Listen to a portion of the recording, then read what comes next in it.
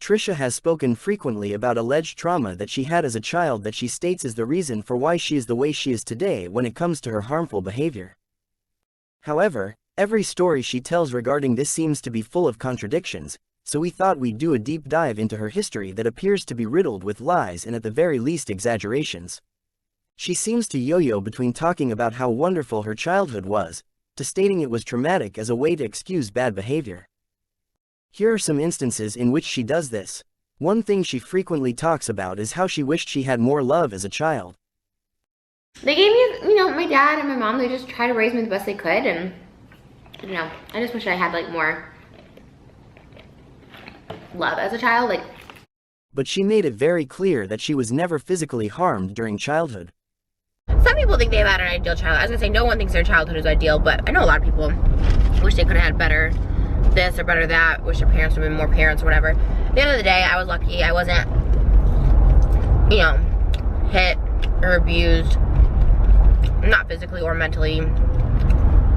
So, I definitely count my blessings.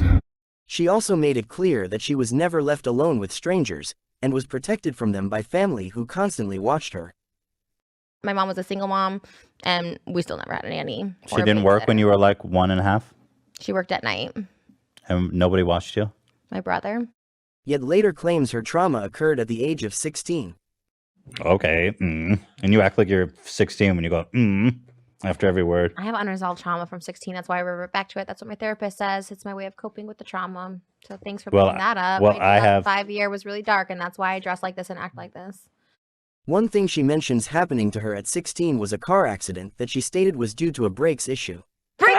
He doesn't brake until he gets right to the people and for the freeway. I'm like, they're braking. My mom does that. It freaks me out. Oh, he does it too. I was in a bad car accident when I was 16 that way, and I'm just like, break. In this same episode, she spoke of her past, and her only complaint was how the youngest child in families tends to get everything handed to them. Which is an odd complaint, considering she has bragged about how her parents handed her everything in life as well.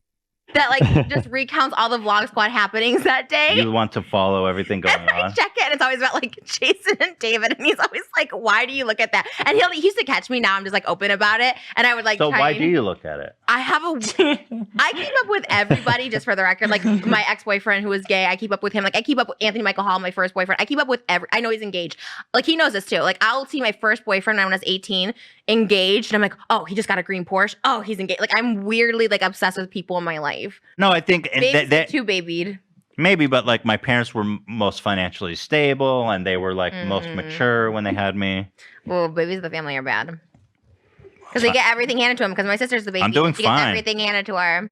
However, in another episode of Frenemies, she claimed that she frequently starved herself as a child, and then spoke of teachers harming her. Multiple teachers.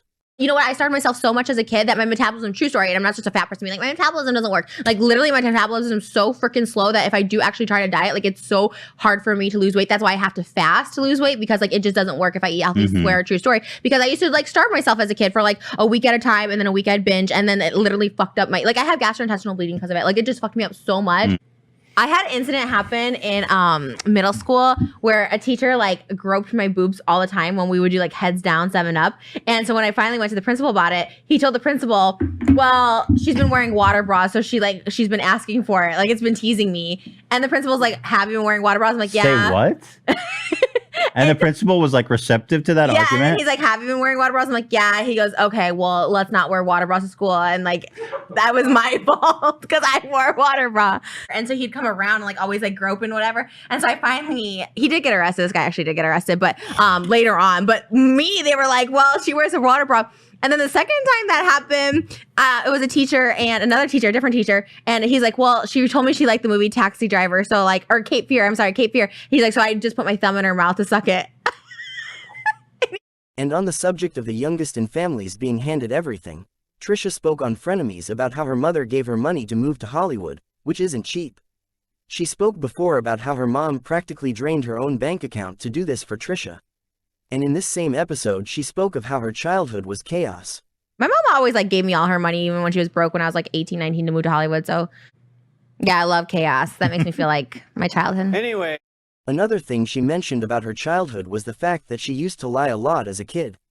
Solely for attention. When people lie, you trip over your story so much, which is why I don't lie, because I used to be such a liar when I was a kid, and you trip over your story so much, and it's so easily found out. So, In another episode of Frenemies, Trisha claimed that the reason that she had food issues and ate so much was because of trauma, yet in the same episode claims her only trauma ever in life was her candlestick story. She even later clarified in this same episode that in school she was the cool kid and never had any childhood trauma. And we need to do that, but for like people that like also have trauma, because yes, it helps me, but also it doesn't cope with the fact that like I want to eat to like cope with this trauma. So then you need like a part 2 to be like, okay, you're going through this trauma, you're going through these triggers, I'm recognizing this, but now I want to eat. So to help my eating disorder, we need like a second half. So that where the Frenemies Anti-Anxiety Notebook comes in. So now it's for people with anxiety and eating disorder. So it's like a one cloud thing. Just put a crayon up his nose. Nobody dared him. I put a candlestick up my ass one time. Yeah, you mentioned that a lot, Trisha. Oh, well, I was just trying to compete with that story. Okay, Why do you mention that? Is that like... Because that's the only thing I've had traumatic happen to me. I was trying to think of another hospitalization. Who did that? This is basically kindergarten. Like, oddly satisfying is just you're in kindergarten. Yeah. Could you imagine if we went to kindergarten together? What am I imagining? We'd have the best snacks. Our lunchbox. Oh, bro, I used to hit like Lunchables. You did? I had like with the crackers and the cheese and the ham slices. Oh, really? The little red stick. Remember I was superior. My mom sent me to school with a Happy Meal. She gave me McDonald's chicken nuggets from the day before, and I had French fries and the box. Wait, you had day-old Happy Meal? Oh, I loved it. And kids loved it too. They're like, you have McDonald's? And I was like, yeah, you have a little peanut butter sandwich, bitch. Sounds like child abuse. Are you kidding me? Everyone thought I was so cool that I had McDonald's. Like, my mom got it the night before and put it in the freezer. It'd and be illegal. Send your kid with day-old McDonald's to school? That was the cool thing. I was the cool kid. I had the best. Everyone was like, wow. Sometimes it feels cool to be abused. Okay, I'm just kidding. Oh my God. I don't want to get too serious. Let's not, because I think you have more trauma from your family than I did. My family was amazing. Okay, I'm not competing. It's not a trauma Olympics. They never body shamed me. Not a body shaming Olympics. Not a body trauma. Shaming. I mean, not a trauma Olympics. Just because your parents didn't let you have fast food, they shamed you for I had fast food all the time. What are you talking about? Or they said, oh, you're too skinny. Okay. My parents never said I was too skinny.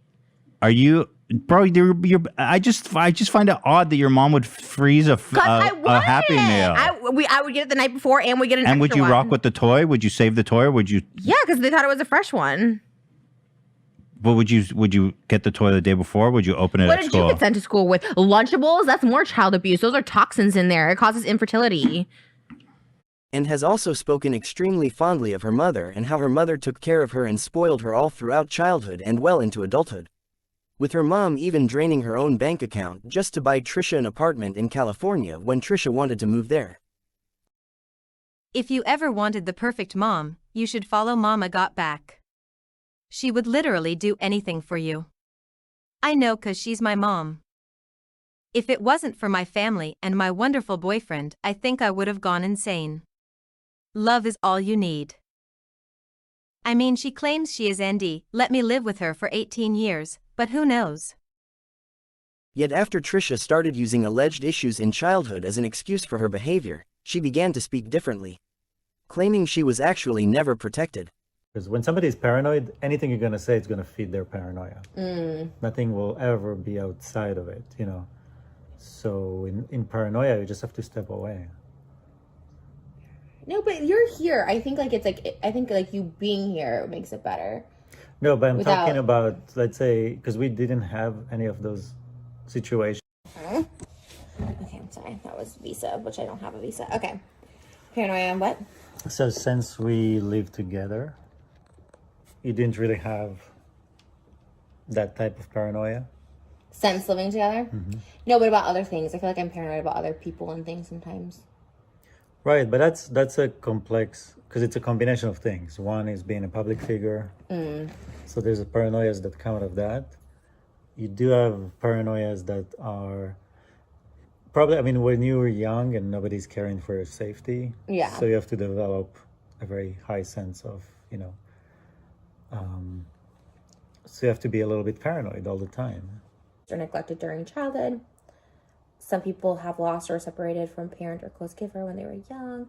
Others have been exposed to hostile conflict and unstable family relationships. Well, that's just me all around.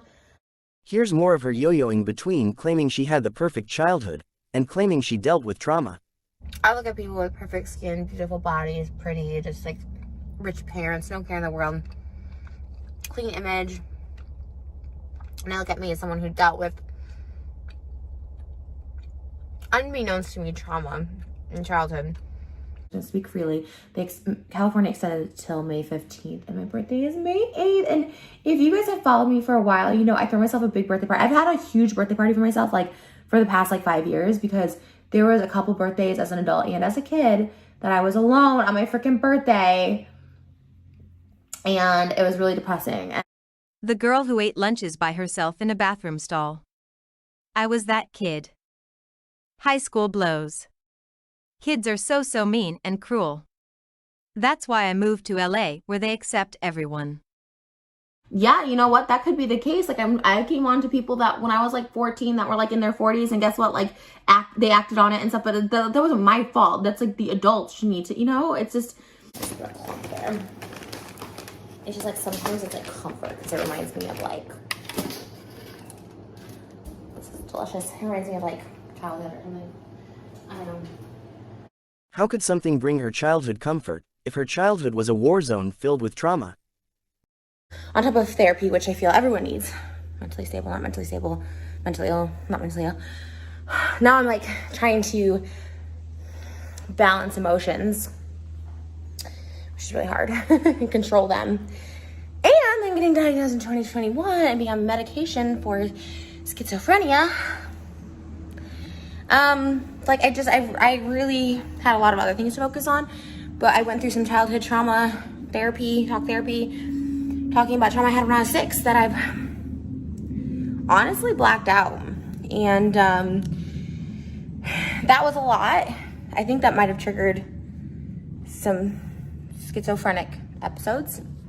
Going through teenage trauma, which didn't feel like trauma. I felt like I really had a control of my life at 14, 15, 16, 17. 2005 was like a really big turning point as far as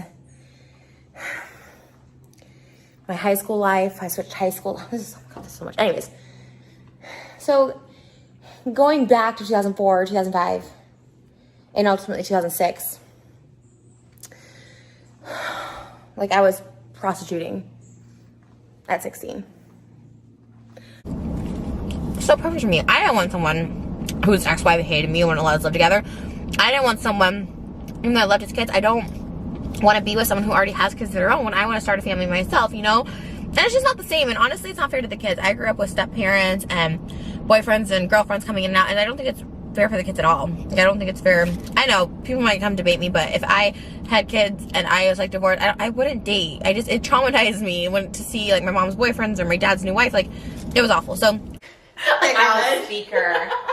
Could you imagine if you're like a keynote speaker for like someone's graduation? I would love that. Help me back in Hanukkah. Hit her up.